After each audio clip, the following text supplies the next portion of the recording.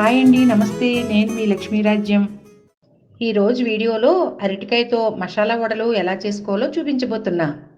ఈ అరటికాయతో వడలు మా అత్తయ్య గారి రెసిపీ. ఆవిడ దగ్గరే నేను నేర్చుకున్నాను. ఈ వడలు పిల్లలు కూడా చాలా ఇష్టంగా తింటారు. అరటికాయతో పులుసు కానీ వేపుడు కానీ చేస్తూ ఉంటాము. ఇలా వడలు వెరైటీగా ఎలా చేసుకోవాలో చూద్దాము.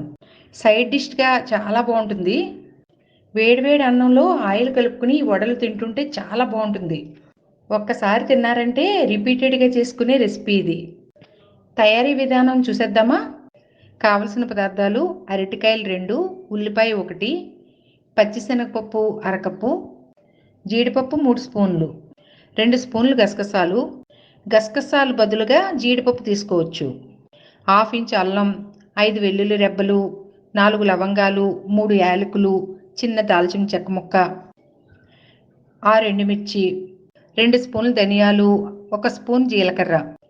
జీడిపప్పు తీసుకుంటే నీళ్లలో నానబెట్టుకుని పక్కన పెట్టుకోండి. అరటికాయలను బాగా కడిగి తొక్కతోనే పెద్ద ముక్కలుగా కట్ చేసుకోండి. స్టవ్ మీద కడాయి పెట్టుకుని కట్ చేసుకున్న అరటికాయ ముక్కలను వేసుకుని 1 గ్లాస్ వాటర్ యాడ్ చేసుకోండి. అరటికాయ ముక్కలు మెత్తగా అయ్యేంత వరకు ఉడకనివ్వండి. అరటికాయ ముక్కలు బాగా ఉడికిన తర్వాత స్టవ్ ఆఫ్ చేసి చల్లారనివ్వండి.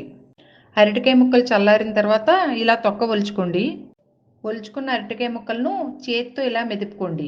స్టవ్ మీద కడాయి పెట్టుకుని వేడెక్కిన తర్వాత నూనె లేకుండా అరకప్పు శనగపప్పు వేసుకుని వేపుకోండి.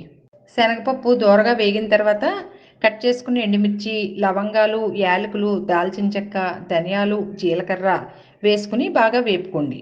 మీరు జీడిపప్పు బదులు గసగసాలు తీసుకుంటే అవి కూడా వేసుకుని వేపుకోండి. నేను జీడిపప్పు తీసుకున్నాను. అవన్నీ దోరగా వేగిన తర్వాత స్టవ్ ఆపేసి చల్లారనివ్వండి. వేపుకున్న ఈ సామానంతా చల్లారిన తర్వాత మిక్సీ జార్లో వేసుకోండి. తీసుకున్న అల్లం ముక్క, వెల్లుల్లిపాయలను కూడా యాడ్ చేసుకుని మెత్తగా మిక్సీ పట్టుకోండి. నానబెట్టుకున్న జీడిపప్పును కూడా యాడ్ చేసుకుని మిక్సీ పట్టండి. అదే మిక్సీ జార్లో మెదుపుకున్న అరటికాయ పేస్ట్ని వేసుకోండి. మిక్సీని ఒక్కసారి కోర్సుగా తిప్పి ఆపేయండి. అదే జార్లో కట్ చేసుకున్న ఉల్లిపాయ ముక్కలను కూడా వేసుకుని ఒకసారి మిక్సీ చేసుకోండి. ఒక బౌల్ తీసుకుని మిక్సీ పట్టుకున్న మిశ్రమాన్నంతా బౌల్లో వేసుకోండి. ఆ మిశ్రమంలో 1/2 స్పూన్ పసుపు, తగినంత సాల్ట్ వేసుకుని బాగా కలుపుకోండి. ఫ్లేవర్ కోసం మీరు కరివేపాకు, కొత్తిమీర కూడా యాడ్ చేసుకోవచ్చు. నేనైతే వేయట్లేదు. అరటికాయ మిశ్రమం గట్టిగా అనిపిస్తే కొద్ది వాటర్ని యాడ్ చేసుకుని కలుపుకోండి.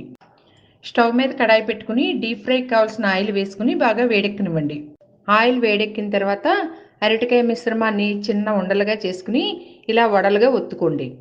ఇలా చేసుకున్న వడలను వేడెక్కిన నూనెలో వేసుకోండి. స్టవ్ని మీడియం ఫ్లేమ్లో ఉంచే వేపుకోండి. అలా వేపుకోవడం వల్ల అన్నీ ఈవెన్గా క్రిస్పీగా వేగుతాయి. ఇలా గోల్డెన్ బ్రౌన్ వచ్చేంత వరకు వేపుకుని పక్కకు తీసుకోండి.